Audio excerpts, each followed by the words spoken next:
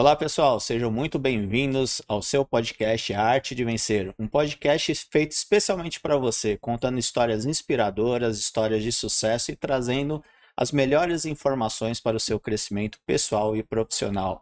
Hoje eu tenho um convidado super especial, o Paulo Bonucci, vice-presidente da Red Hat e General Manager, General Manager para a- América da Latina. América Isso, Latina. exato. Seja muito bem-vindo ao nosso podcast. Muito obrigado. Paulo, conta um pouquinho pra gente, né, essa sua história que é bastante inspiradora, a sua trajetória e como você chegou até o seu dia atual, né, sua função atual. Perfeito, claro. Cláudio, antes de mais nada, muito obrigado pelo convite.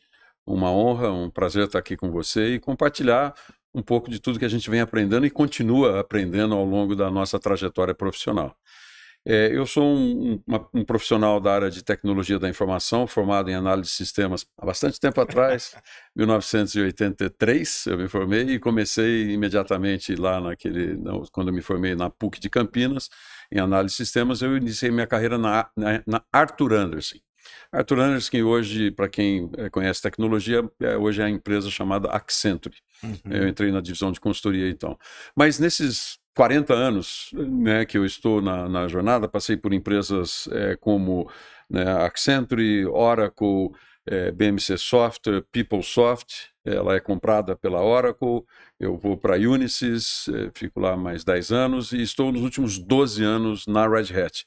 E sempre na área de tecnologia. Sempre na área de tecnologia, e só para orientar um pouco a conversa, a tecnologia se pode dividir aqui pelo menos em três grandes pilares: software, hardware e serviços de consultoria. Então eu atuei nesses três pilares, mais focado em software e consultoria, menos em hardware. Mas essa tem sido a minha jornada, que agora em dezembro vou completar 41 anos de indústria.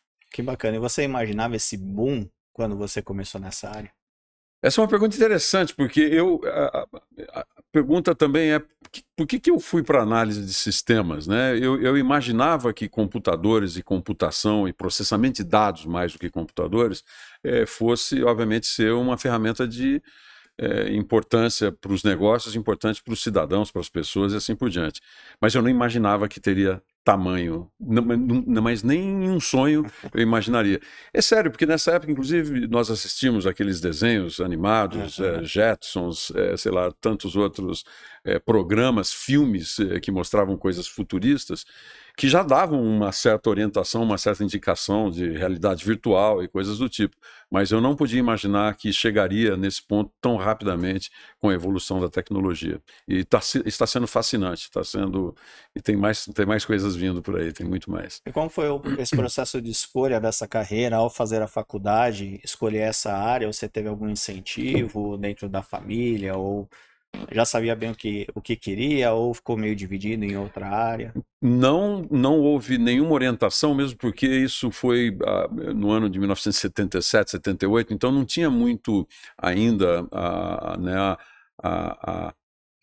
a exposição da tecnologia, da área de tecnologia, para as pessoas, vamos dizer, comuns, né, do dia a dia, nas escolas. Então eram poucas universidades que ofereciam esse curso, e eu fui um pouco por exclusão, para ser sincero para você, Cláudio.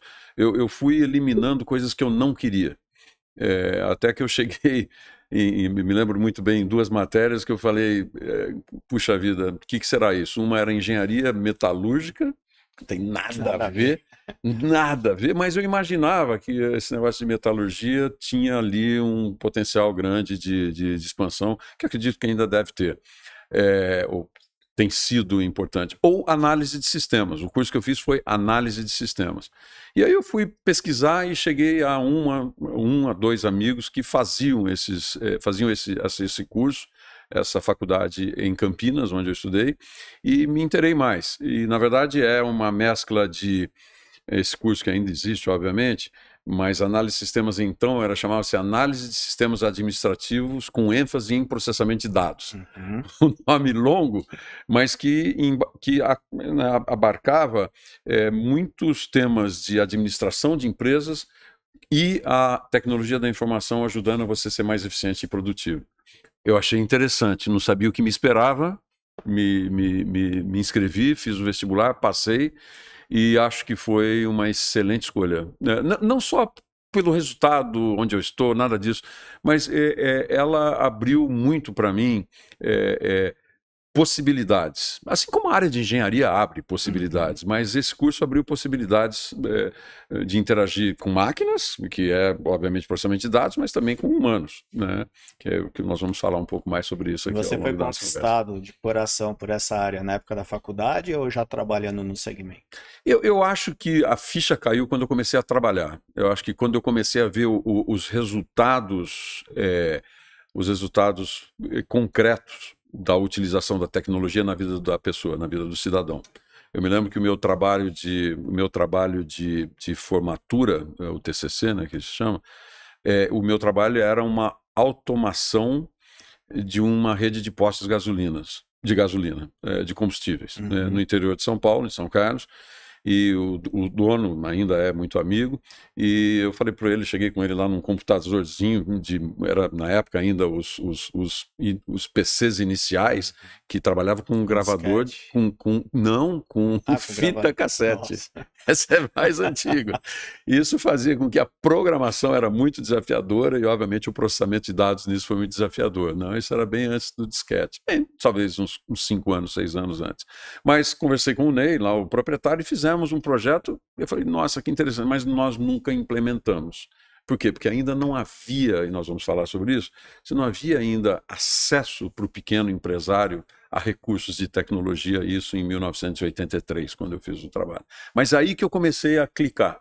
E aí eu entrei na carreira, na Accenture, então Arthur Andersen Consulting, e comecei a fazer projetos em que, desenvolvendo sistemas, que hoje chamamos de aplicativos, ajudavam empresas a serem mais produtivas e eficientes. E fiz vários para várias empresas, a Unilever, a Martini Rossi, enfim, aí tem uma quantidade, Alpargatas, uma quantidade de projetos que nós fizemos e que eu me apaixonei pelo assunto. E essa área, ela tem muita inovação. E uma das grandes inovações hoje da Red Hat, né, é justamente a nuvem híbrida e o código aberto. Explica um pouquinho para a gente, né, o open source, né? Explica um pouquinho para a Acho que é gente. legal. Esse assunto é importante conhecer, porque, de novo, nessa jornada de quase 41 anos, eu tenho hoje, obviamente, tenho muito mais contato, mas nesses últimos 12 anos, quando eu entrei na Red Hat, que eu vim a entender esse evento do código aberto.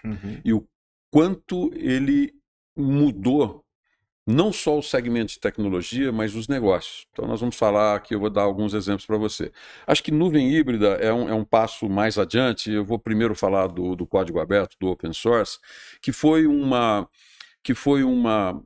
iniciativa de alguns já profissionais lá nos Estados Unidos, no início da década de 90, de começar a abrir o código de programas, e especialmente de sistemas operacionais que fazem as máquinas funcionarem. Esse grupo de pessoas fez um experimento de dizer o seguinte: vamos desenvolver esse software, vamos aprimorar, vamos melhorar esse sistema operacional com ajuda externa, com várias pessoas, instituições, comunidades, palavra super importante, colaborando, outra palavra super importante, na construção de um código de sistemas aberto. Por isso que ele é aberto, porque você tem pessoas que estão, ou instituições, comunidades que estão ajudando no desenvolvimento de projetos. E isso começou lá na década de 90, até hoje funciona dessa maneira. Só que hoje são milhares, centenas de milhares de projetos onde comunidades e pessoas atuam. A Red Hat surgiu pouco depois disso, foi ali no meados da década de 90, que começou nessa linha de vamos utilizar os softwares de código aberto para ambientes empresariais. E havia uma resistência fantástica, porque todo mundo, eu estava do lado, vamos dizer, do software proprietário, que eu vou falar um pouco da diferença também, havia uma resistência enorme contra o código aberto, porque imaginava-se que o código aberto fosse, primeiro, inseguro, segundo, incompleto, terceiro, meio anárquico e meio caótico. Então, o início, o código aberto, o open source, sofreu muitas resistências. Mas ainda hoje, com essas ondas de ataques cibernéticos, ainda não encontra resistência? Não, isso é interessante isso, Cláudio, pelo seguinte, quantas vezes você ouviu, sim, há invasão, não, a bandidagem, eles são rápidos. Né? Mas aí é a beleza, e aí que acho que é interessante você estar falando, não é uma questão do código estar aberto ou estar fechado. Isso é o quanto você consegue proteger o ambiente de sistemas. No código aberto, você tem muito mais pessoas colaborando, inclusive para combater o crime. E quando o crime consegue chegar aos sistemas, a reação é imediata, porque você tem, de novo, um infinito número de pessoas colaborando para corrigir esse problema. Já que no código proprietário, qual que é a diferença? Os sistemas de código proprietário são fantásticos, funcionam super bem. Só que é um modelo de desenvolvimento diferente, onde você tem um número finito de pessoas desenvolvendo. E a ação é mais limitada. É mais limitada. Então, o que talvez você pode fazer literalmente em minutos no código aberto, você pode levar dias no código proprietário. Porque são ciclos, e você não vai abrir o código proprietário, porque isso é regido por um contrato que chama-se propriedade intelectual. Um contrato de propriedade intelectual. Então, há limites para você atuar no que é o código proprietário. Então, a questão de segurança, nós vimos agora, esse final de semana, né, o ataque cibernético foi em cima de software proprietário. Então, assim, a questão toda não é se o código aberto é fechado, é o quanto você consegue proteger e o quanto você consegue reagir caso você seja invadido. Então, assim, o código aberto, só para a gente finalizar esse negócio, porque eu acho que esse assunto é importante para passar um pouco para a nuvem híbrida, ele foi a grande disrupção na área de tecnologia, quando na década de 90 acreditava-se que o código aberto fosse um câncer para o ambiente tecnológico. Por que um câncer? Porque iria matar todos os que estavam no desenvolvimento. Ao contrário, abriu o mercado. Você incluiu muito mais comunidades, empresas, pessoas, indivíduos no desenvolvimento. E isso fez com que esses softwares, você tem o software de código aberto disponível na rede, na internet, na web. Está disponível agora. Se você for lá, você vai encontrar uma quantidade infinita de software aberto, disponível para qualquer um utilizar de graça. Empresas como a Red Hat e algumas outras empresas, a própria IBM, a própria Microsoft, abriram vários códigos e fazem isso de uma forma empresarial. Então, a missão dessas grandes empresas, a nossa entre elas, é oferecer serviços através do código aberto. Então, nós damos garantia para os nossos clientes da utilização do uptime, ou seja, não vai haver downtime, a questão de segurança, como você bem falou, as atualizações. Isso é um assunto, são corriqueiros que às vezes as pessoas que não estão em tecnologia não veem muito isso daí. Então, esse é o ambiente de open source, código aberto, que nós vamos falar também um pouco mais aqui de algumas utilizações. Mas só uma pergunta. Com a chegada da inteligência artificial, que se fala muito hoje de código aberto, isso facilitou também agora esse processo? Muito. Fundamentalmente. Porque o que você está fazendo na inteligência artificial? Você está utilizando esses sistemas de infraestrutura de código aberto para processar aplicações de inteligência artificiais, modelos de inteligência artificial. Você tem visto alguns casos, inclusive, utilizando. Então, os modelos, eles rodam sobre essas plataformas. Qual que é a beleza desse projeto? É que, com o advento do software aberto, você democratizou a tecnologia da informação para qualquer nível de empresa, para small, medium business ou para enterprise business. Então, isso aí fez com que não ficasse limitado a um grupo pequeno de empresas com grande investimento de capital ou recursos para fazer gastos. Então, a inteligência artificial, então, hoje, junto com isso, ela pode ser utilizada por um pequeno empresário. Sem dúvida. Ela está dando essa opção de um pequeno empresário acessar a tecnologia para desenvolver o negócio. Inclusive, o open source, nesse caso, se o empresário, o microempresário tiver interesse, ele não precisa fazer a compra do open source empresarial. Desculpa. Ele pode utilizar o que está disponível na rede. E depois, quando a empresa desses investidores alcança um tamanho e precisa de missão crítica, você vai para um ambiente mais empresarial. Nuvem híbrida, só para fechar aquela primeira pergunta, isso é importante. Há 15 anos atrás, mais ou menos, ô Cláudio, eu imagino, de 15 a 20 anos atrás, começou um serviço na área de tecnologia de grandes empresas oferecerem recursos computacionais que não necessariamente precisam ser vendidos, né, o hardware, o software, o ambiente, o data center, para a empresa. Você compra o que você precisa, você consome a tecnologia como você precisa. E deram um nome muito criativo de nuvem, que nada mais é do que um grande data center, vários enormes data centers, cheio de hardwares, cheio de software, cheio de tecnologia, mas que oferecem serviços para indivíduos, pequenas empresas, grandes empresas. Então essas são as nuvens públicas. Então tem várias dessas aí, várias nuvens públicas, as locais, as multinacionais, posso falar 2 ou 3 nomes aqui, entre elas a AWS, que é da Amazon, a Azure da Microsoft, Google Cloud, ou seja, tem uma série, e tem as locais, você tem uma Tivity que oferece, enfim, você tem uma quantidade de nuvens públicas que oferecem esses serviços de recursos computacionais. O que acontece? A maioria dos clientes, vamos pegar um exemplo aqui de um banco, vamos pegar um grande banco. Um grande banco, ou uma empresa de companhia aérea, e que companhia aérea você tem momentos de alta demanda e baixa demanda. Então, o que uma companhia aérea faz? Ela dimensiona os recursos para a média da utilização de recursos computacionais e nos picos ela utiliza as nuvens públicas. Então, ela tem recursos tecnológicos on-premise, ou seja, dentro da casa, dentro da empresa, e a nuvem pública. Público com privado, híbrido. Tá. Então, o híbrido pressupõe que você consegue pegar o workload, você consegue pegar sistemas e rodar sistemas em nuvem pública ou em nuvem privada, ou em múltiplas nuvens. Isso é uma nuvem híbrida. E esse é um negócio que hoje está absolutamente dominando o ambiente tecnológico. Porque empresas nenhuma quer ter dependência, ou de ficar só no teu privado, na sua nuvem, porque você vai ter que gastar muito, modernizar a infraestrutura, você tem que capacitar a equipe. É uma série de recursos que tem ali dentro para você fazer seu próprio recurso tecnológico. Ou você comprar, e tem muitas empresas que oferecem também os serviços, Salesforce, SAP, são empresas que oferecem serviços através da nuvem pública. Então, a nuvem híbrida é essa combinação de duas nuvens. E a Red Hat foi adquirida pela IBM. Correto. Né? E qual foi o impacto que isso trouxe dentro da dinâmica da empresa? Então, a Red Hat, eu preciso explicar também uma coisa aqui que é importante. O primeiro grande produto da Red Hat é um sistema operacional chamado Linux. É o sistema operacional Linux para o mundo empresarial, RHEL.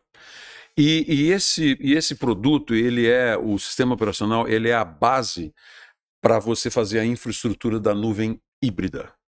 Eu como expliquei agora há pouco a nuvem híbrida. Isso faz, de novo, que um grande banco, uma grande companhia aérea, um varejista, ou seja lá o que for, você consegue colocar todos os seus sistemas nessa nuvem híbrida. A infraestrutura, a plataforma para se fazer isso, a Red Hat tem uma das mais comprovadas e melhores. Nós somos líderes de mercado no fornecimento de soluções de nuvem híbrida. A IBM, quando viu isso, e vamos lembrar um pouco a história da IBM. A IBM é uma empresa que está aqui há mais de 100 anos, na América Latina, no Brasil, uma empresa de enorme sucesso na área de tecnologia, especialmente nos grandes data centers. No data center, onde você tem lá os grandes computadores chamados mainframes, cheio de software, cheio de aplicação, milhares, milhões de pessoas desenvolvendo para esse tipo de ambiente. Só que esse tipo de ambiente, com o advento da nuvem pública, ele começou a ficar caro, lento e até às vezes obsoleto em relação ao que as nuvens públicas oferecem.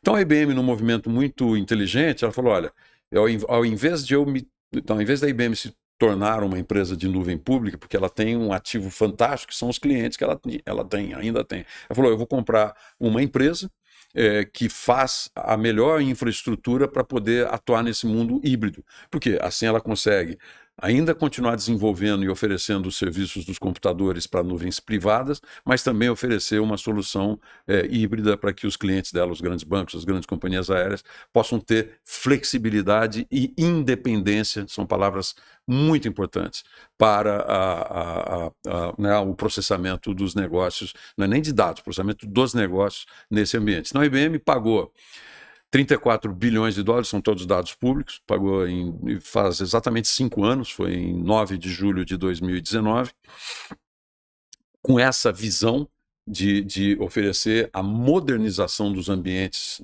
que ela vem desenvolvendo nesses clientes nos últimos 50 anos e ter uma visão de futuro. Então a Red Hat é esse veículo que vai possibilitar que os clientes da IBM possam ir até o futuro através das nossas soluções de nuvem híbrida e mais alguns outros produtos que a gente tem também, que a IBM viu de muito interessante para a estratégia dela. E foi nós achamos, não, o mercado está vendo, que foi um movimento inteligentíssimo, acertadíssimo, para nós da Red Hat, porque a gente está num mundo muito específico de open source. A IBM teve a sabedoria de manter a Red Hat uma empresa neutra, não independente, porque, obviamente, 100% das nossas ações foram compradas pela IBM. E olha que interessante, 34 bilhões de dólares, e ela não comprou ativo, ela não comprou nenhuma propriedade intelectual. O que ela comprou? Ela comprou experiência, ela comprou conhecimento, ela comprou um modelo de desenvolvimento de software, através de comunidades, um modelo colaborativo. O fundo de negócio. Impressionante. E, de novo, aqui, quando a gente olha hoje a Microsoft se tornou quase que totalmente uma empresa de código aberto. Exato. Faltam muito poucos códigos para a Microsoft abrir. Então, isso denota que código aberto é sinônimo de inovação rápida, inovação ágil. Mas isso que você falou é bastante interessante, porque normalmente quando acontece esse tipo de aquisição, normalmente quem adquire quer implementar a sua cultura, e são duas empresas com culturas muito distintas, né? Muito a IBM teve a sabedoria de entender aquela cultura e manter a cultura. E assim está funcionando. Obviamente, não vamos ser aqui ingênuos. Se a Red Hat não estivesse entregando resultados nesses anos, obviamente os donos, os acionistas têm que tomar decisões importantes. Felizmente, e aí talvez é difícil dizer qual que é o ovo, qual é a galinha, mas a decisão inteligentíssima foi da IBM. Uhum. Mantenha-nos neutros, a Red Hat. Por quê? Porque nós precisamos ter parceiros com alguns concorrentes da IBM. Mas é importante para o desenvolvimento da Red Hat, é importante para os clientes da IBM que essa neutralidade exista. Então, eles foram muito sábios em fazer isso. Muito mais. Muito mais. Então, assim, você pegar talvez alguns concorrentes tradicionais da IBM, são grandes parceiros da Red Hat, empresas de consultoria, integradores e mesmo empresas de hardware, mas são grandes colegas, são grandes parceiros da Red Hat. Mas isso impulsiona o valor da Red Hat, que é uma empresa 100% da IBM. Então é inteligente, parece óbvio, né? Mas muitas vezes o óbvio é difícil. E você falou um ponto muito certíssimo. Tipicamente essas aquisições, não só na área de tecnologia, em qualquer segmento, você absorve, integra, cria o que se chama das sinergias e praticamente desaparece a empresa que foi comprada. Nesse caso, ela está muito, muito viva. É um ótimo case aí. É um case muito legal. Você falou um pouquinho sobre economia colaborativa, né? Como você vê a economia colaborativa impactando o futuro dos negócios e do trabalho? A economia colaborativa veio para ficar e cada dia mais nós vemos a economia colaborativa no nosso dia a dia, como cidadão, ou como empresário, ou como funcionário de uma empresa que eu sou. E aí eu volto 30 anos atrás, quando a Red Hat começou com esse advento do código aberto, que possibilitou que pequenas empresas pudessem ter acesso a essas tecnologias para oferecer serviços para os clientes delas. Uhum. Então o open source foi o grande movimento disruptivo na economia colaborativa. Há outros casos lá atrás, sim, de 30, 35 anos atrás, mas na tecnologia da informação isso foi muito disruptivo. E o que é hoje a economia colaborativa, só para ajudar aqui as pessoas que estão nos assistindo, nos escutando, é você ter exemplos como Uber, como Airbnb, como iFood, que são empresas que não têm os ativos, carros, veículos, apartamentos, imóveis, mas oferecem esse tipo de serviço. Então, essa é a economia colaborativa. Você compra serviço ao invés de coisa. E aí a tecnologia, ela tem um fator preponderante, porque tipicamente essas empresas começam muito pequenas, erram, acertam. Isso é o sinônimo da economia colaborativa. Se você imaginar que alguém está fazendo o lançamento de uma startup com precisão, com certeza do que vai ser, tudo planejadinho no papel, é uma zebra. É um O caso. segredo é esse, né? Não, e nesse mundo da economia colaborativa, a gente está vendo isso nos últimos anos, é muito legal esse negócio. Você tem que planejar, obviamente, você vai planejar os investimentos, os recursos que você vai contratar, as pessoas, capacitar o cliente, o go-to-market, né? Como que você, para quem que você vai vender, como você vai vender, quando que você vai vender, tudo isso você tem que planejar. Mas a solução, os serviços, você vai errar e aprender até acertar. Então, a economia colaborativa tem muito disso. Nós não estamos vendo aí recentemente, e olha que o Uber está há muito tempo, toda essa discussão de regulamentação. Então, você erra, você chega, erra, vê que deu errado, acerta e ajusta e vai. E assim são todos esses exemplos. E aí tem uma combinação enorme entre o que as empresas de tecnologia fazem para ajudar essas empresas da economia colaborativa, que tem tantos exemplos, enfim, na área médica, na área de saúde, na área de bem-estar, na área de diversão. É impressionante, entretenimento é muito grande.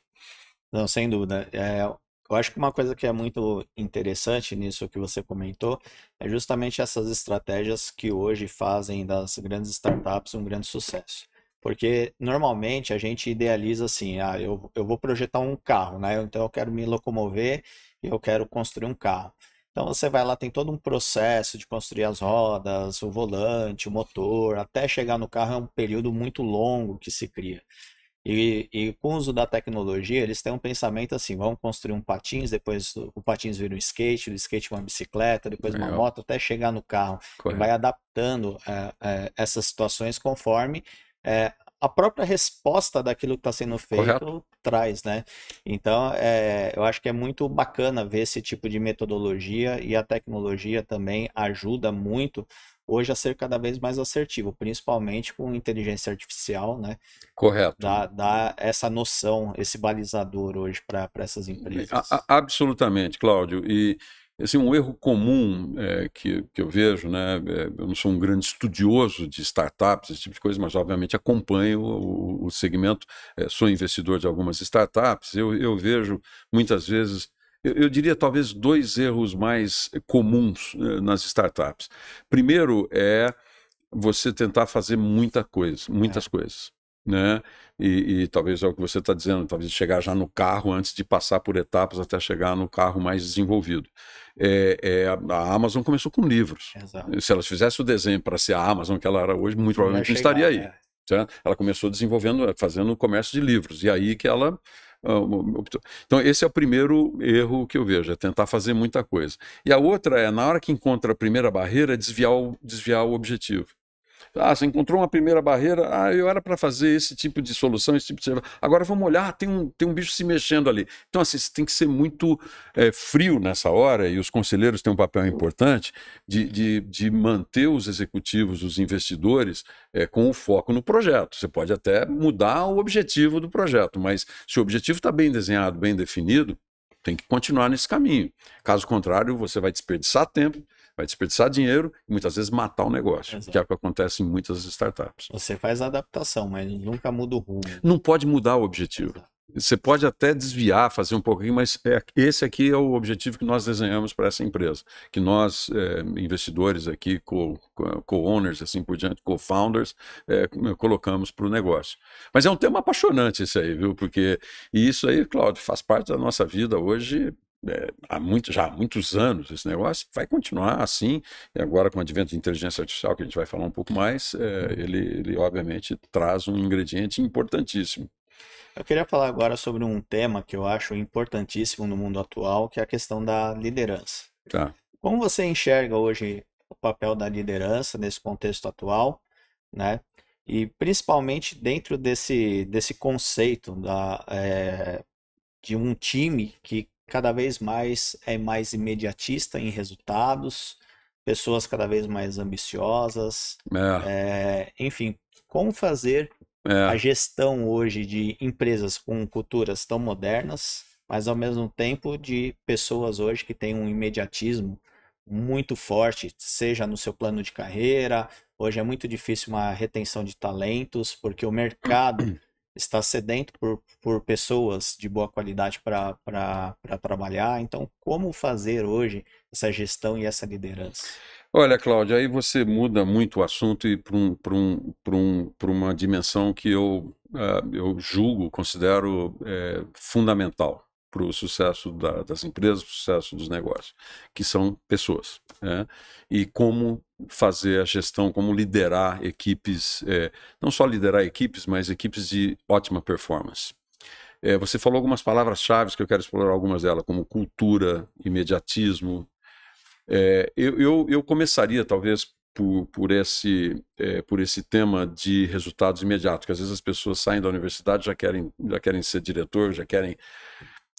Pode acontecer por um conjunto de fatores que coincidem para chegar lá, mas nada como você ter uma excelente formação dos conceitos básicos, inclusive. E aqui vamos deixar a tecnologia ao lado, porque as tecnologias funcionam, mas tudo funciona através de pessoas, Sim. em qualquer empresa. Se pegar uma empresa de altíssima tecnologia, a Tesla, a IBM, a Red Hat, a Amazon, o Google, seja lá quem for, não são nada se não tiver os talentos. E se esses talentos não estiverem muito alinhados. Muito alinhados, muito engajados, muito comprometidos com um projeto. O que nós aprendemos aqui na Red Hat, e de novo, nesses 40 anos em que eu estou na indústria, eu passei por grandes empresas que eu aprendi muito. Mas eu considero que esses últimos 12 anos, nesse ambiente de tecnologia aberta, eu aprendi, ou nós estamos aprendendo, uma transformação incrível, que é esse conceito do gerenciamento aberto.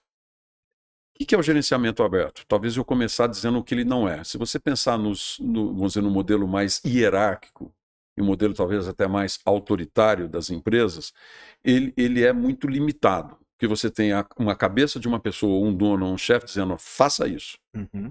Faça isso porque eu estou mandando fazer isso. Você nunca vai saber se esse chefe está com as boas decisões ou não, por mais brilhante que essa pessoa seja. E tem alguns que são muito brilhantes.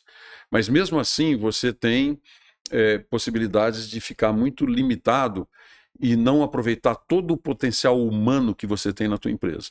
Então, o gerenciamento de talento, o gerenciamento de pessoas, ele tem muito a ver com o que nós aprendemos com o open source, de fazer um gerenciamento aberto. O que é o gerenciamento aberto e como conecta com a sua pergunta? O gerenciamento aberto é a capacidade, né, de você ter líderes, não chefes, não diretor, presidente, gerente sênior, seja o que for, mas você ter líder que consiga criar um ambiente de performance consistente. Obviamente, eu gosto de resultados de curto prazo, mas eu prefiro muito mais resultados consistentes a médio e longo prazo do que ótimos resultados de curto prazo. Sim. E isso eu tenho experimentado na empresa agora, e eu acredito que ter pessoas que compreendem esse mundo colaborativo, aí é a palavra-chave dessa história, é como colaborar com um projeto, como colaborar com o sucesso de uma empresa, faz toda a diferença. Eu vou explorar um pouquinho mais, porque À aqui tem um tema muito legal, que é o tema de cultura corporativa. Que toda empresa tem. De novo, eu passei em grandes empresas, todas têm uma cultura corporativa. O que é cultura corporativa? No final do dia, cultura corporativa é o que nós vivemos numa empresa, os valores que nós vivemos numa empresa, seja de um dono, ou seja de um acionista, ou seja de capital aberto, mas que os líderes dessa empresa direcionaram valores ou implantaram valores que fazem o dia a dia dessa empresa. Eu vou citar o caso da Red Hat e tem tantos outros. Tem livros, tem ótimos livros que tratam desse assunto de cultura corporativa. Na Red Hat, nós temos fundamentalmente 4 valores na nossa cultura. E nós consideramos que nós temos uma cultura muito forte, muito presente, que novamente a IBM soube manter isso neutro. E a IBM tem valores fantásticos na cultura dela. Os da Red Hat são 4. Nós acreditamos que os indivíduos associados, inclusive eu como executivo, nós temos que ter liberdade para sugerir, para falar, até para negar. Falar, olha, isso aqui não dá para fazer, não é possível fazer esse negócio. Então, liberdade é um valor. As pessoas têm que saber praticar liberdade. Sempre praticar liberdade com accountability, com responsabilidade. Porque no final do dia você está ali para entregar resultados. Né? Você está ali com pessoas que estão cientes daquilo que tem que entregar, porque é uma empresa. Nós não somos uma ONG ou algo que não tenha objetivos. A ONG tem bons objetivos, tem ótimos objetivos, mas ali nós temos que produzir resultados. Né? O terceiro valor, coragem. É interessante esse negócio, coragem. Porque as pessoas têm que ter coragem de ir até o teu colega, até o teu gerente, ou até o teu diretor, de novo, para propor alguma coisa ou dizer alguma coisa que não está funcionando bem. E sempre com engajamento. Então esses são os 4 valores: liberdade, responsabilidade, coragem e engajamento. Eu acho que esses 2 últimos são os mais difíceis. Eles são difíceis, e aí entra o líder de verdade. Os líderes de verdade, não os chefes. O bom líder, ou o líder que gera de fato resultados eficientes, é o que vive esses valores. Não é o que passa em PowerPoint, fazendo apresentação, fazendo podcast. É o dia a dia, né? É o dia a dia. É o dia a dia. Eu faço isso, o Cláudio, eu viajo, você sabe um pouco dessa história, eu viajo bastante pela América Latina, diferentes países, é muito legal, isso é uma parte legal do meu trabalho, porque você vai conhecer diferentes culturas, um mexicano, um peruano, um colombiano, as diferenças com o brasileiro, Chile, Argentina, que muitas vezes as pessoas falam, Chile e Argentina é a mesma coisa, tem nada a ver, nada a ver, tem uma cordilheira no meio e são mundos muito diferentes. Então, assim, quando eu vou visitar os nossos escritórios, que nós temos mais de 1000 pessoas aí pela América Latina, eu tenho um interesse que é uma característica minha, genuína, né, e talvez até autêntica, de me interessar pelos meus associados lá. Então eu sento, converso, escuto, anoto. Eu sempre falo que eu acho que uma das habilidades importantíssimas de um bom líder é saber escutar. Sim. Obviamente depois comunicar. Mas saber escutar é você entender e tentar compreender o que está acontecendo no ambiente. Então, esse líder corporativo, ele vive esses valores no ponto que você falou, os mais difíceis, que era coragem e engajamento. Mas se você, à medida que você vai praticando isso, as pessoas vão entendendo que é possível fazer isso. Sempre, Cláudio. É que um dos maiores problemas que existem também vai desde da educação, né? Que a gente também foi educado, principalmente um pessoal, por exemplo, da minha idade. A gente sempre, Nossa geração, minha geração. a gente veio de uma época, né, que a gente tinha chefes, né? Tudo era muito impositivo.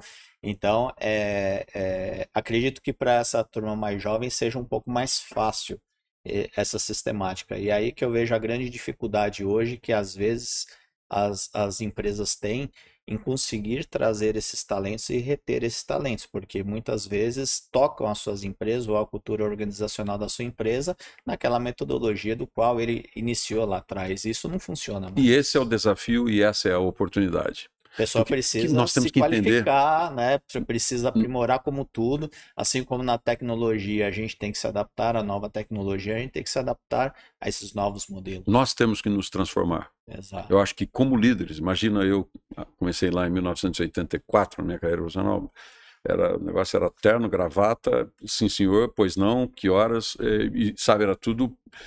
Hoje é um ambiente em que você tem que compreender o mundo que nós estamos, temos que nos adaptar, temos que nos transformar, mas sempre, sempre, Cláudio, e você tocou aí numa palavra que eu quero voltar, essa história de liberdade, de coragem, né?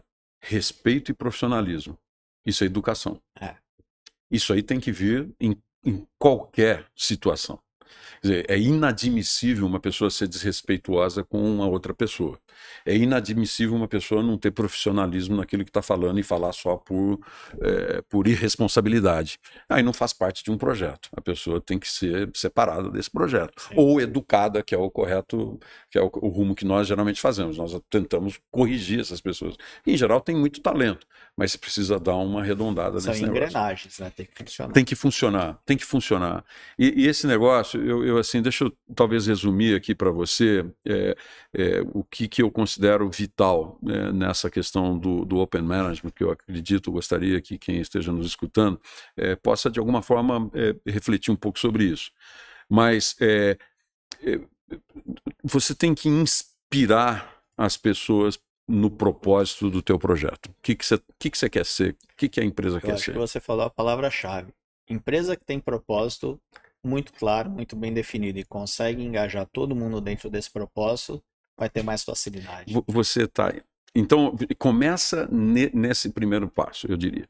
Segundo passo, você tem que contratar, reter e reconhecer as pessoas que estão trabalhando com você. Então, você contrata as pessoas com as características que você deseja, segue no desenvolvimento delas, porque isso é um trabalho contínuo. Acreditar que você trouxe uma pessoa para contribuir até um certo ponto e achar que a missão está completa, está errado. Primeiro que você vai perder essa pessoa para o mercado. E aí todo o investimento que você fez de desenvolvimento se foi. Então você tem que continuar. E reconhecer. Reconhecer tem duas coisas importantes. Obviamente financeiramente, que no final do dia são todos profissionais, mas também reconhecer qualitativamente. Reconhecer através de, olha, essa pessoa fez isso, elas contribuíram com esses resultados. Então isso parece tão óbvio, Cláudio, mas é muito difícil. Decisões transparentes. Esse é um negócio fundamental. Não podemos passar... eu não vejo como hoje eu tomar uma decisão, seja de estratégia de negócio, seja de produto, seja de parcerias, alianças, sem compartilhar isso com toda a equipe. Obviamente eu tenho que trabalhar isso num comitê menor, não trabalhar os projetos, mas quando a decisão está feita, com transparência, dizer isso para as pessoas. Isso engaja demais. Isso faz com que as pessoas se sintam partes do negócio. E por último, eu diria, são vários talvez fatores, mas por último eu diria, de novo, eu vou usar a palavra genuinamente, incluir a empresa toda no projeto, consultar. O que você tem para me sugerir? O que você faria diferente? Quais recomendações você tem para que a gente seja mais exitoso e para que a gente tenha um projeto, de novo, consistente e sustentável, com resultados sustentáveis? Então isso está dando certo. Esse aí eu acho que é o modelo do gerenciamento aberto.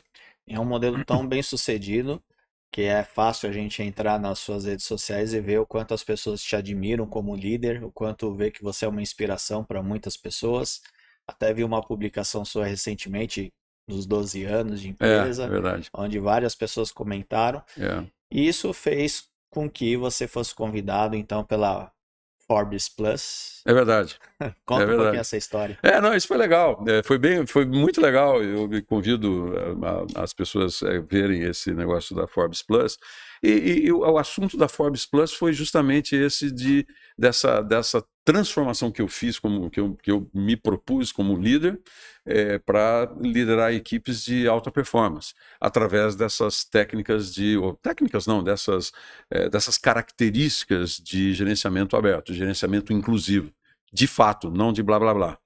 Então eu me adaptei super bem, eu me encontrei bem com isso. Eu me lembro que eu tive um chefe aqui, eu acho que também é legal no Arte de Vencer, falar um pouco sobre fatos, histórias e casos, né? Eu tive um chefe que, agora, 10 anos atrás, com quem ainda tenho muito contato com ele, mas ele já não está mais na empresa, e chama-se Jim Whitehurst.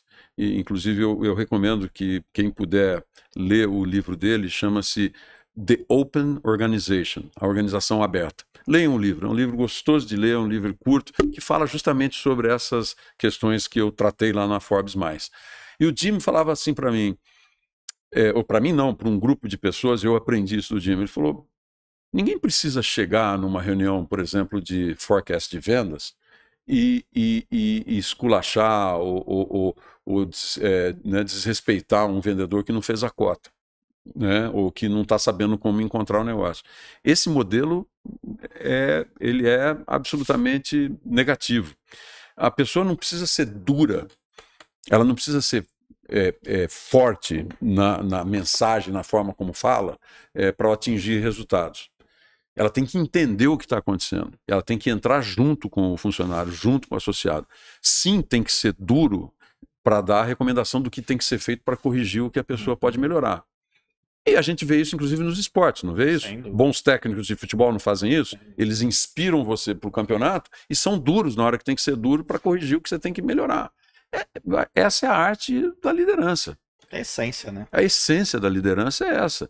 Quer dizer, eu não entro em campo, literalmente, eu sou o técnico da equipe da Red Hat, mas eu observo como eu posso criar o contexto para esses jogadores jogar bem. E aí também são duas palavras-chave que eu tratei lá também na minha gravação, que é praticamente uma aula, né, que eles fazem, que eles oferecem para os assinantes lá da Forbes. Que a gente fala desse contexto, de criar o contexto. E eu acho que isso que é a nossa missão como líderes, de criar o contexto, porque muitas vezes você pode ter vários jogadores bons na mesma posição, mas você quer usar o melhor deles, talvez, para complementar melhor a sua equipe. E a gente sempre gosta de dizer que isso aqui, aí eu passo, a gente passa para outro tema, mas é que eu me apaixono muito esse tema, porque a gente sempre diz o seguinte: nas nossas reuniões eu gosto do contraditório, eu gosto das discussões, de novo com respeito e profissionalismo, mas discordar é um brinde. Discordar é um presente para uma empresa, porque daí é que você vê onde é que estão o contraponto que faz crescer. Se você tiver só pessoas com a mesma ideia, muitas dessas pessoas não são necessárias. É verdade. Não é isso? Você tem duas pessoas com as mesmas ideias, uma não é necessária. É verdade. É isso que nós tratamos lá no Forbes Mais. Foi muito legal. Uma coisa também muito interessante, né, no decorrer do tempo foi a mudança do perfil do profissional de TI, que antigamente ele trabalhava muito sozinho, depois ele foi sendo incorporado dentro dos próprios clientes, e hoje ele, inclusive, ele faz parte de toda a implementação da tecnologia até na definição de processos e tudo mais. Como foi esse movimento e a importância que isso trouxe hoje para que as empresas pudessem explorar o melhor da tecnologia? Não, esse também é um tema legal. Quando eu vi essa tua pergunta, né, no nosso roteiro, eu comecei a lembrar de fatos da minha vida, da minha carreira profissional, né, que sempre foi na área de tecnologia e serviço, software, mas eu me lembro que me reuni com vários presidentes de empresas, de grandes empresas, que talvez há 20 anos ou mais atrás, ali na década de 80, 90, a grande maioria dos presidentes eram ou engenheiros ou administradores de empresas, advogados. Você nunca tinha alguém vindo da área de tecnologia que fosse CEO de uma empresa. Mas essas pessoas, elas falavam assim: eu não entendo nada de tecnologia e eu tenho um excelente diretor de tecnologia, o CIO, que é o Chief Information Officer, que está aqui ao seu lado. Conversa com ele. Isso mudou muito. Total, né? Foi uma guinada de 180 graus, uma guinada em que hoje você vê grandes empresas, grandes bancos, sendo a cadeira do CEO ocupada por pessoas que têm vivência digital, vivência tecnologia. Por quê? Obviamente, porque passou a ser o coração, porque você tem as informações, você tem os clientes, você tem os fornecedores, você tem os talentos. A gente vive no mundo digital. E você vive no mundo digital. Então, hoje, um CEO é raro, e olha, agora aconteceu ao contrário. Muitas vezes eu já fui em empresas, vou dar um nome aqui, vou citar um caso muito interessante. Eu fui a um grande banco, um banco internacional, espanhol, e fui me reunir com o Chief Executive desse banco. E quando eu cheguei para apresentar a Red Hat, eu me lembro que essa pessoa chegou e falou assim para mim, Henrique, ele chegou e falou assim para mim: Paulo, você vai falar sobre a Red Hat? Ele falou: não preciso, porque eu conheço mais Red Hat do que você. Ele falou para mim isso daí. Eu achei muito legal esse negócio. Né? Eu achei muito interessante. Eu falei: mas da onde que você pegou isso? Ele falou: não, porque eu vivi esses anos todos no mundo de tecnologia, entendo para onde foi o código aberto, entendo o impacto que isso traz na empresa. Então, só para dizer para você que o perfil mudou muito. E hoje, quando na minha época eu fui recém-formado analista de sistemas, eu ficava contido numa sala, desenvolvendo código, e não falava com ninguém. Hoje, Hoje você está no impensável, negócio, é impensável isso. As decisões de rotas de vendas, as decisões estratégicas do negócio têm que estar intimamente ligadas a dados, a informação e a pessoas. E, obviamente, a um ambiente de infraestrutura tecnológica. Então, o perfil hoje eu tenho alguns sobrinhos, tenho alguns parentes que estão nesse negócio de tecnologia, eu digo, olha, é importante conhecer a tecnologia, mas se você não entender o que a tecnologia está fazendo a favor no negócio, você está incompleto, você tem que ver o todo. Você tem que entender o que está acontecendo, até onde aquilo que você está fazendo está impactando ao cliente final, ao B2B, ao B2C, seja lá quem for. Então, assim, o perfil do profissional de TI, ele é técnico, continua tendo os técnicos, mas se não tiver um bom conhecimento do que é o negócio e qual que é o impacto do que precisa ser feito no negócio, não vai conseguir entregar. Vai ficar limitado, vai ficar muito limitado e não vai entregar. E a inteligência de dados hoje se tornou crucial, né, no mundo dos negócios. Como tornar mais acessível, especialmente com o avanço da inteligência artificial, né? Como nós vimos no caso aí da empresa que trouxe o ChatGPT para nós. Não, e aí todos nós estamos vivendo, inclusive eu, que sou da área de tecnologia, há um ano. O ChatGPT começou há mais ou menos um ano atrás. Então, estourou há um ano atrás. Estourou um ano atrás. Todo mundo baixou o software, vamos fazer teste, vamos fazer isso, vamos fazer aquilo. Eu fiz alguns modelos desse negócio, a gente testa, mas minha opinião, né, o ambiente empresarial, o advento da inteligência artificial, esse negócio já existe há muito tempo. A inteligência artificial é que ela foi ajustando, porque também novas ferramentas chegaram e você tem muito mais dados. Mas você pegar toda essa área de medicina preventiva, de você pegar talvez soluções na área, por exemplo, decisões legais, jurídicas, enfim, tudo isso é baseado em análise de dados. E hoje, o que está acontecendo com os modelos de inteligência artificial?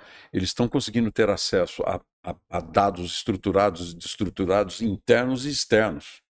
Então, isso faz com que você tenha uma abundância de informação que pode ajudar muito no processo decisório de uma empresa.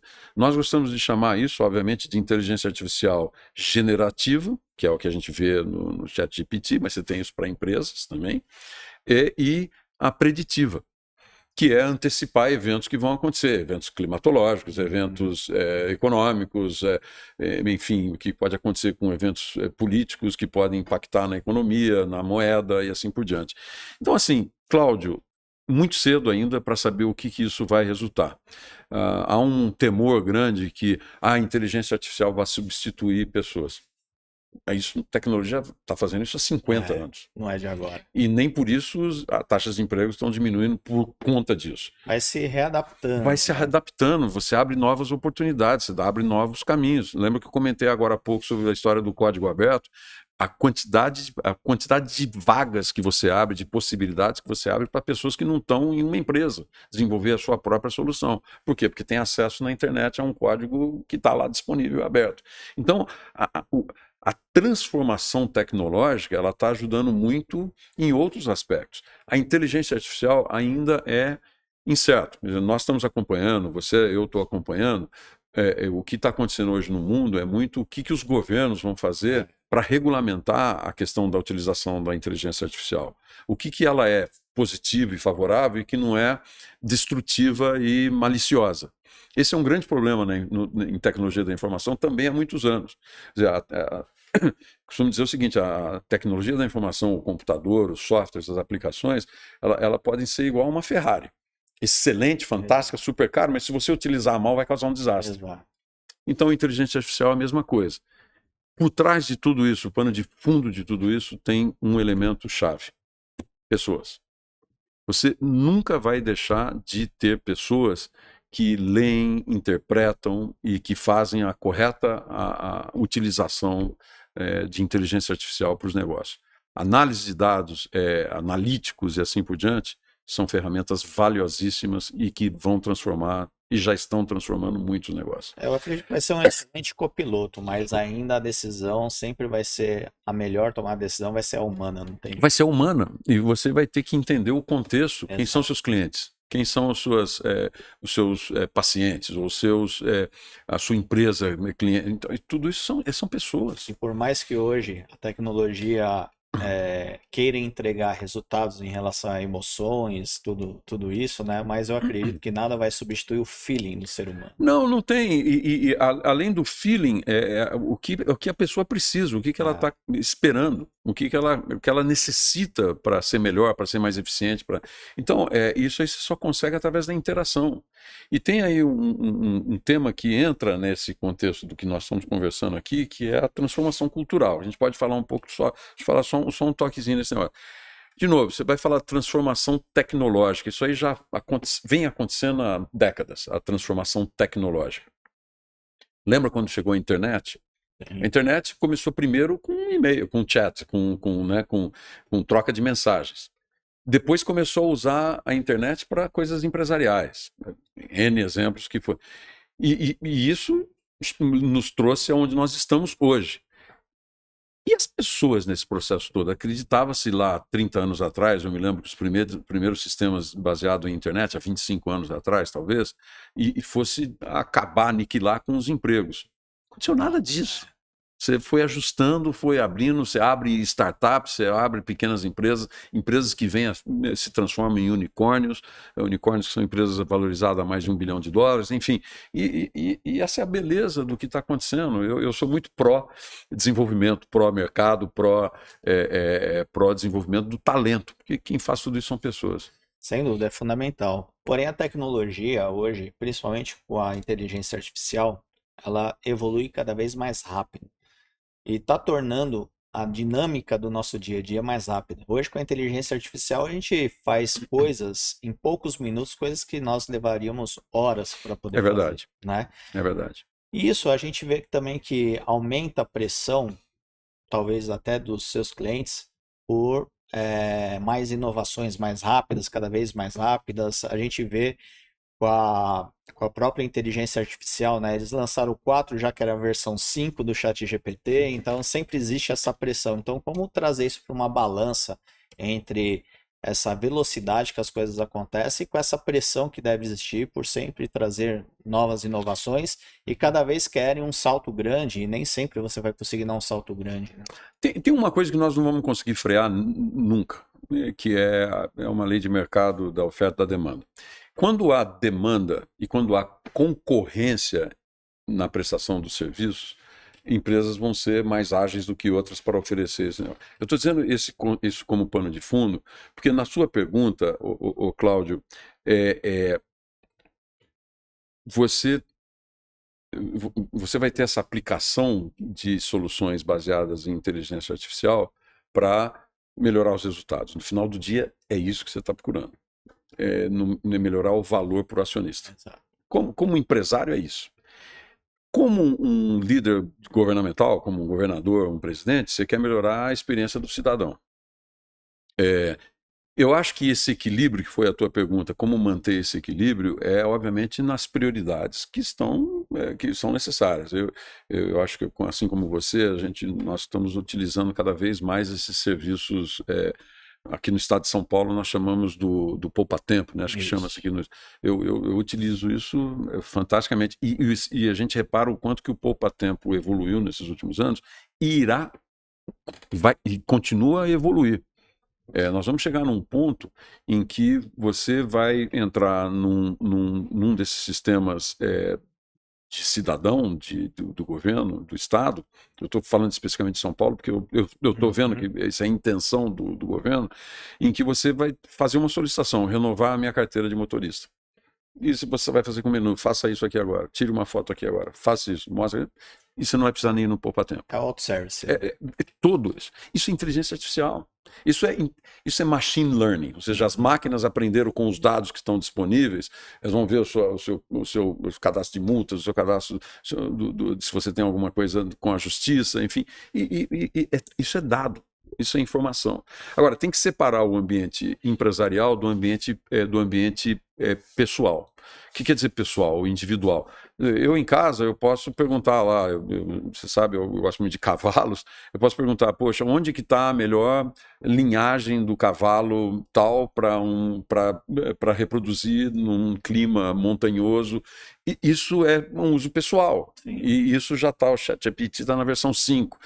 Sei lá, e você vai ter aí tantas outras ofertas, a Google oferece, Microsoft oferece, e você tem todas essas soluções que vão ajudar indivíduos a tomar decisões rápidas, que vai melhorar vai melhorar a minha vida pessoal. Sim. Mas no mundo empresarial eu dei esse exemplo do governo, porque isso aí que nós vamos ver nos bancos. Né? Não tem, né? Em qualquer tipo de interação que a gente tenha com um business. Exatamente. A gente nunca imaginou que a gente não ia precisar, há muito tempo atrás, quando você trabalhava com cheque, né? Que você não precisaria ir no banco depositar um cheque. Até o cheque Incrível isso, né? era à distância, né? Para você ver como algumas coisas já são antigas, pois né, de hoje. exatamente. E essa é a transformação, né? Essa é a transformação tecnológica que ocorreu, mas a transformação do usuário também. Porque, né, tem aquelas pessoas que dizem, não, eu quero ir ao banco. Sempre vai ter. Querido, até um ponto, porque depois não vai dar mais. Agora tem algumas coisas que são preocupantes, né? Então, hoje, 93,7% das empresas são microempresas, empresas de pequeno porte ou MEI. Em 2023, mais de 73% das empresas abertas foram MEI. E mais de 80% dessas empresas não chegam a completar um ano de vida, né? Você acredita que falta planejamento? O que você acha que falta para o empreendedor brasileiro?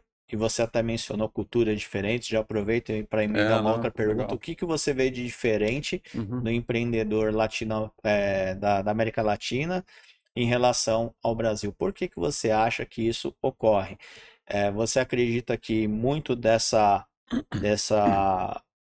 estatística de 73,6% são MEI, isso é em função do desemprego e a pessoa tenta um tipo de negócio para dar certo?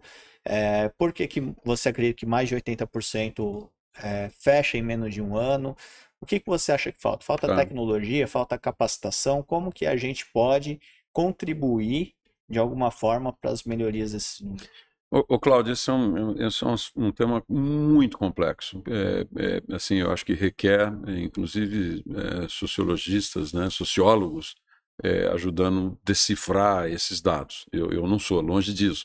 Mas a sensação que eu tenho, nós falamos um pouco aqui na nossa conversa sobre, né, empresas startups ou pequenas que começaram. Você pode colocar como startup uma MEI, é óbvio. Você pode fazer uma empresa que nem porque não está usando tecnologia não está deixando de ser um empreendedor. E eu acho que tem dois aspectos que eu vou me ater aqui. De novo, é difícil decifrar e dizer que são esses os fatores que levam a esses dados. Mas eu diria que sobrevivência é um fator. As pessoas aqui na América Latina eu vejo muito isso, porque os governos você tem essa instabilidade política e econômica e faz com que a pessoa tenha que sobreviver. Se ela não tiver emprego, vai vender guarda-chuva no dia de chuva e vai vender chapéu no dia de sol. Enfim, isso aí é muito da criatividade e da resiliência do cidadão latino, que você não encontra isso em outras partes do mundo, na Europa ou em países desenvolvidos. Por outro lado, em países desenvolvidos, e aqui na América Latina nós temos alguns bolsões disso, eu vou citar alguns casos, então a primeira palavra que eu falei é sobrevivência, a segunda palavra é formação, capacitação. Sim. Cláudio, eu acho que pessoas mais formadas, seja de ensino básico, talvez com algum conhecimento técnico, ensino técnico fundamental, elas têm mais possibilidades de ter sucesso no negócio do que as pessoas que estão só com o peito e com a coragem.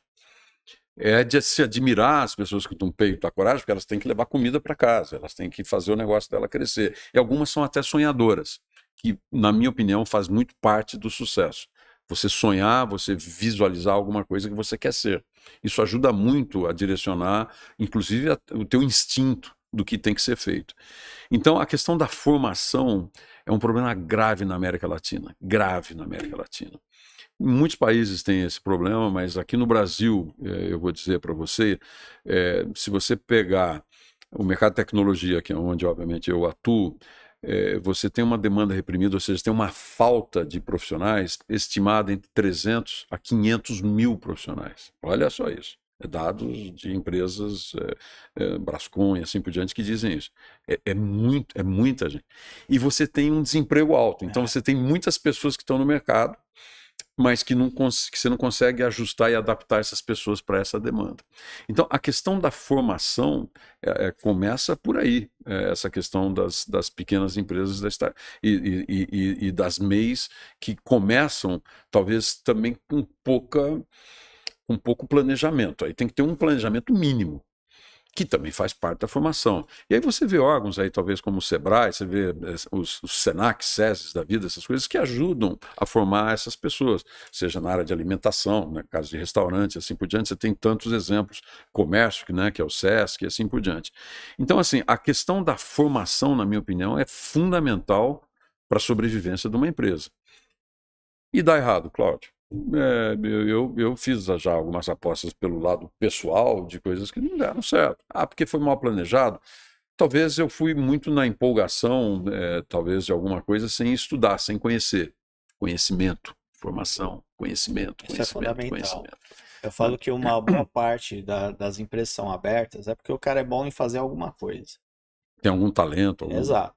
Só que muitas vezes o conhecimento dele está limitado a isso. E aí ele tem que, a partir do momento que ele abre uma empresa, buscar conhecimento, né, em finanças. O Brasil hoje não tem uma educação financeira, né? Tanto é que hoje, das 21 milhões de empresas que nós temos no Brasil, um terço delas estão endividadas, né? Então falta educação financeira, falta a pessoa conhecer marketing, né? Hoje o marketing digital está aí.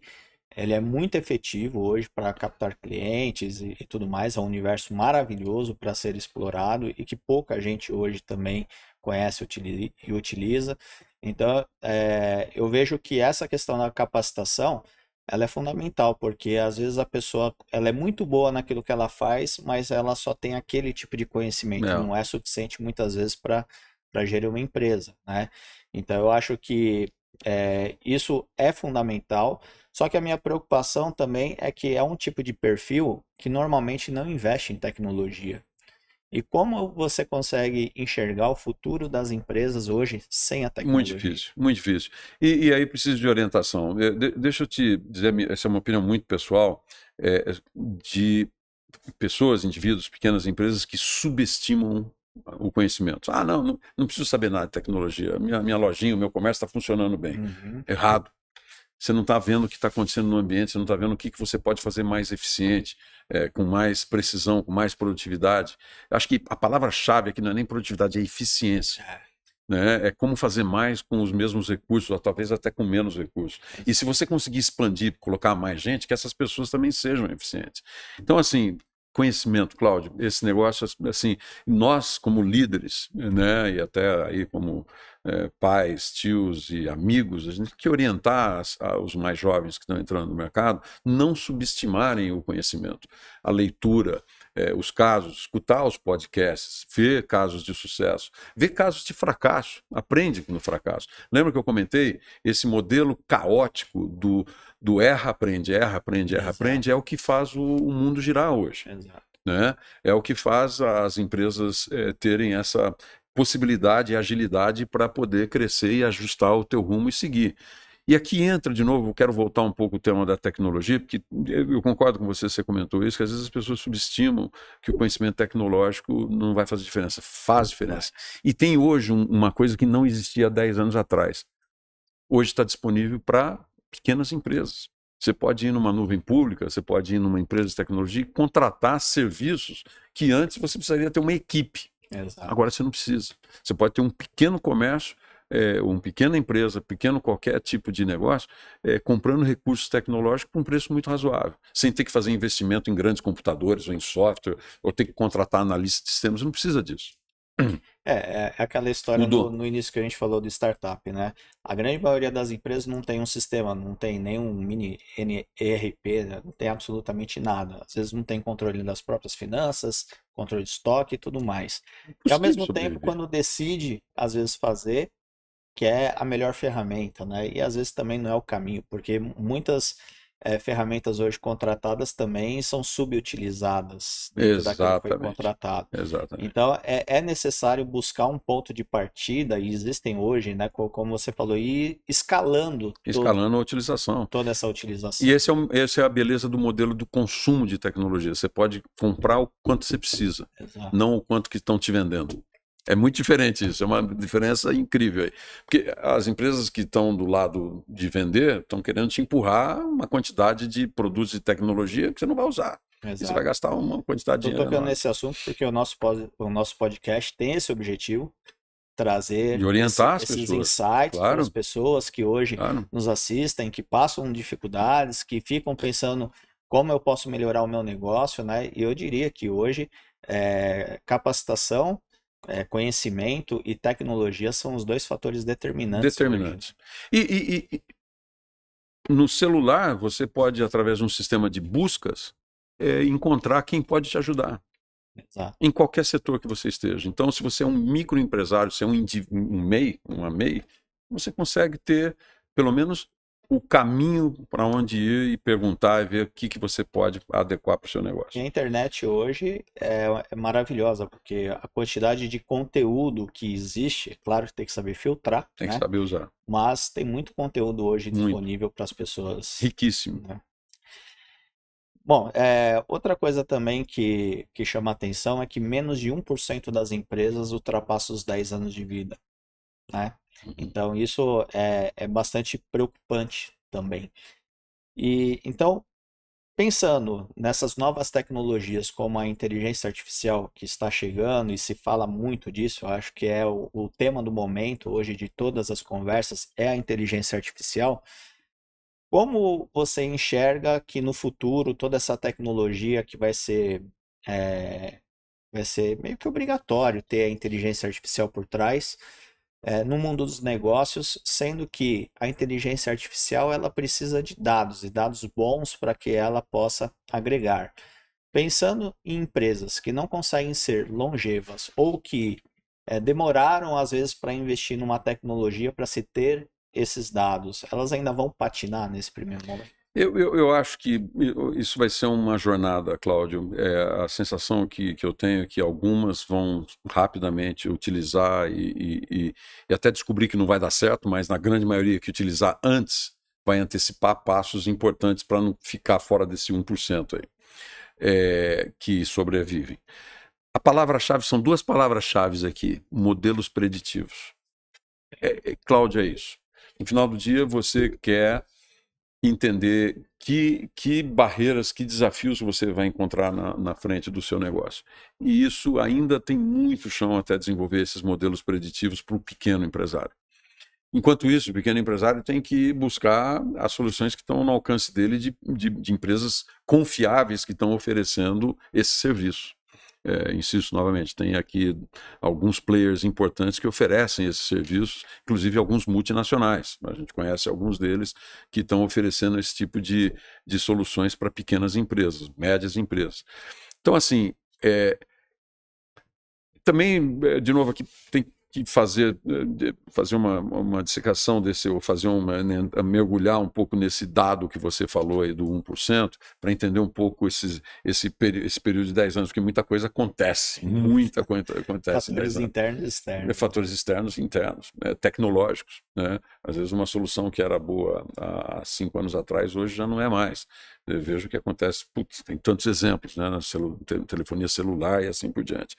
A gente está vindo agora, nós vamos ter eu não quero fazer só uma pequena digressão aqui, nós ainda não vimos o impacto do 5G na nossa vida. Ainda não vimos. Na hora que nós, de fato, vemos o impacto do 5G na nossa vida, vai ser outra mudança incrível. Tem outra coisa que está vindo aí pela frente. Tem duas coisas que estão vindo aí pela frente, falar um pouco aqui para os ouvintes. Que se chama computação beira, edge computing, que é a capacidade de você fazer processamento de dados nos equipamentos, na ponta, não em um data center. Isso vai mudar muito. Uma geladeira, um automóvel, uma moto. Computação quântica. Computação quântica, o próprio nome diz, esse negócio vai... E aí você tem inteligência artificial. Computação quântica é você ter essa capacidade de processar dados massivos, volumes massivos de dados para chegar a alguma sugestão, alguma conclusão. Então, esses são temas que vão mudar muito no nosso dia a dia, na nossa vida. Então, a gente tem que saber conviver um pouco com essas mudanças, que elas vão chegar. A gente passou por algumas fases. Então, quando entrou a internet, a gente viu uma adesão muito forte de todas as pessoas, todas as empresas para a internet. Porém, com o avanço da tecnologia, nós tivemos depois os BIs, Business Intelligence. o próprio Excel, que hoje, até hoje, é capaz de fazer coisas fantásticas, né? Sim. E que poucas pessoas, inclusive, sabem utilizar a ferramenta. Conhecimento, capacitação. Exatamente. Você acredita que a questão da inteligência artificial ele vai se assemelhar mais com a questão da internet, que vai impulsionar as pessoas a realmente migrarem e conhecerem e se adaptarem a essa nova tecnologia? Ou você acha que vai ser mais um BI, um Excel, que as pessoas vão ter disponível, mas não vão conseguir utilizar por falta de conhecimento, ou até fazer as conclusões, porque o BI, eu acho que o grande problema do BI foi ter pessoas capazes de interpretar aqueles resultados. Correto. Hoje a inteligência artificial já é capaz de fazer isso também. Então você acha que vai forçar as pessoas, de certa forma, entendendo o tipo de resultado que elas podem ter com a inteligência artificial, vai estimular elas a buscarem esse conhecimento, essa qualificação? Então, eu acho, vamos pensar nas pessoas comuns, nas pessoas que não têm background tecnológico, mas que são empresários, grandes empresários, ou até um médico, um profissional liberal. Essas pessoas elas vão pedir resultados, vão pedir ajuda a sistemas que muitas vezes são baseados em inteligência artificial. Você tem lá centenas, milhares de modelos que vão dar os resultados para esses cidadãos ou para essas pequenas empresas. Essas pessoas não conhecem tecnologia e nem precisam conhecer tecnologia. Exato. Então, essas pessoas, o que elas precisam é ter bons prestadores de serviços, boa entrega, receber bons serviços e boas recomendações. Melhor viagem, melhor passagem, melhor médico, melhor, enfim, tratamento. Tudo isso é baseado em inteligência artificial, mas essas pessoas não convivem com isso. Então, para responder a tua pergunta, aí você tem uma outra classe de pessoas que são as que utilizam profundamente técnicas, as linguagens, os modelos de large language, enfim, todos os modelos disponíveis no mercado para impulsionar negócios. Aí você tem profundo conhecimento. E eu acho que isso aí vai ser um subset menor, isso aí vai ser um conjunto menor da sociedade, não vai estar democraticamente aberto como a internet é hoje. Isso vai chegar, sei lá, daqui a 5 anos, daqui a 10 anos, é difícil dizer, Cláudio, é muito difícil dizer. A velocidade da mudança tecnológica, do dinamismo é muito, muito rápido. E coisas que eu posso dizer para você que 5 anos, pode ser que daqui a 2 esteja. Então, é muito difícil dizer, mas a sensação que dá é que, de novo, se você é um cidadão comum que precisa de um resultado para alguma aplicação, você vai ter vários fornecedores para fazer isso. Mas quem quiser aplicar técnicas de inteligência artificial para o sucesso do negócio vai requerer um pouco mais de conhecimento. Vai requerer um pouco mais de conhecimento. Mas, ao mesmo tempo, para um pequeno empreendedor, o quanto também a inteligência artificial não pode afastar essa pessoa de investir em tecnologia dentro da própria empresa, já que ele vê nas propagandas que o ChatGPT é capaz de pegar a planilha Excel dele, né, e fazer análises ali, e ele achar que aquilo pode ser suficiente para ele e não ter ferramentas mais adequadas para o modelo de gestão. Esse aí esse é um microempreendedor um pouco mais sofisticado, certo? Quer dizer, porque a gente tem que pensar que a grande maioria das empresas dos MEIs são coisas pequenas, né? Que eu acho que aí vai haver um percentual pequeno que vai ter essa sagacidade, vai ter essa curiosidade por ver como que ele pode fazer o teu pequeno negócio dar um salto qualitativo. Assim, a sensação que dá, Cláudio, por onde está indo esse negócio é que eu acho que isso é interessante, porque as redes de internet, os meios de comunicação, as redes sociais, essas sim estão em todas as classes. E está no pequeno empresário, até no caso aí, um trabalhador rural tem acesso a redes sociais. É como utilizar essas redes sociais a favor e que dê benefício a esses pequenos empresários. Entendeu? E aí esse vai ser o caminho. O caminho são as redes sociais, não tem outro. E para a gente finalizar, que conselho você daria para os empreendedores brasileiros que estão começando agora, enfrentando todos esses desafios? Opa, essa é legal. Olha, assim, eu acho que eu daria aqui dois conselhos. Conhecimento, obter mais o quanto você puder, formar você, a sua equipe. Obviamente, você como líder, aquilo que eu falei, tem que engajar e trabalhar junto com a sua equipe, não é só mandar. E tem um aspecto que nós não falamos nessa hora e pouca que a gente está conversando, esses minutos muito legais. Eu tenho praticado isso na minha vida pessoal e profissional. Reconhecer as minhas deficiências. Porque você precisa de ajuda. Eu não sei tudo, eu não conheço tudo. Ninguém sabe. Ninguém sabe tudo. Então, assim, mas muitas vezes as pessoas têm dificuldade de reconhecer as deficiências. Então, assim, a meu grande recomendação, meu grande conselho para as pessoas é: acreditem no seu projeto, façam o seu sonho, estruturem, planejem o seu negócio, errem, acertem de novo sem perder o rumo e reconheçam que você precisa de ajuda. E busque ajuda. E reconheça que você precisa evoluir no conhecimento, que você precisa aprender mais. É difícil isso para muitas pessoas, mas estudar é um ato contínuo. Estudar é um ato permanente de vida. Eu falo que cada dia eu aprendo uma coisa nova. Você tem várias formas de aprender. Você pode ir no YouTube e aprender, você pode ir num livro e aprender. Enfim, você tem várias formas de aprender. Você pode conversar com pessoas. Podcast é um veículo fantástico para aprendizado. Tem aquela cultura, aquele 1% todo dia, né? Se você melhora 1% todo dia, ao final de um ano você já melhorou muito. É fantástico. E tem livros que tratam isso aí que você está falando. É muito legal. Então, acreditem no seu projeto, façam os seus sonhos, mas evoluam, estudem, reconheçam que tem áreas que você pode melhorar, que você tem deficiências, e peça ajuda. Não tenha essa vergonha de pedir ajuda. Eu, como líder, eu faço isso. Eu demonstro a minha vulnerabilidade, mas eu mostro que eu evoluí. Porque senão também você não está dando um bom exemplo. Exatamente. Eu tenho algumas vulnerabilidades, óbvio que eu tenho. Então eu vou lá, aprendo e volto. Humanos, né? Nós somos seres humanos. Exato.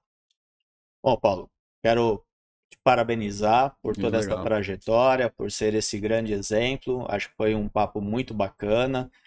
Foi muito bacana ter esse bate-papo sobre diversos temas. Espero que você volte aqui um dia no nosso podcast e possa contribuir com mais temas, que eu acho que é fundamental. E agradecer a sua disponibilidade de tempo para vir aqui, bater esse papo com os nossos colegas aí que estão nos assistindo. Lembrando que esse podcast ele é patrocinado pelo Espaço da Audição. O Espaço da Audição é uma empresa especializada em aparelhos auditivos. Então, se você desconfia que tem uma perda auditiva ou conhece alguém que tem uma perda auditiva, entra no site www.espaçodaudição.com.br, uma rede credenciada de mais de 600 lojas em todo o Brasil. Tenho certeza que você vai buscar o melhor produto e o melhor serviço. E agradecendo a todos vocês pela audiência. Lembrando que compartilhem esse conteúdo se vocês gostaram, comentem e se inscrevam no nosso canal. E até o próximo episódio do nosso podcast A Arte de Vencer. Obrigado, Paulo. Não, muito obrigado. Também, se puder fazer algumas palavras finais, parabéns pelo projeto. Eu acho que esse projeto tem muito a ver com o que eu, nessa altura da minha vida pessoal e profissional, tenho como propósito. E o meu propósito é compartilhar e aprender, seguir aprendendo, mas compartilhar os conhecimentos que eu adquiri para outras pessoas que estão interessadas em crescer e se desenvolver. Parabéns pelo projeto Arte de Vencer.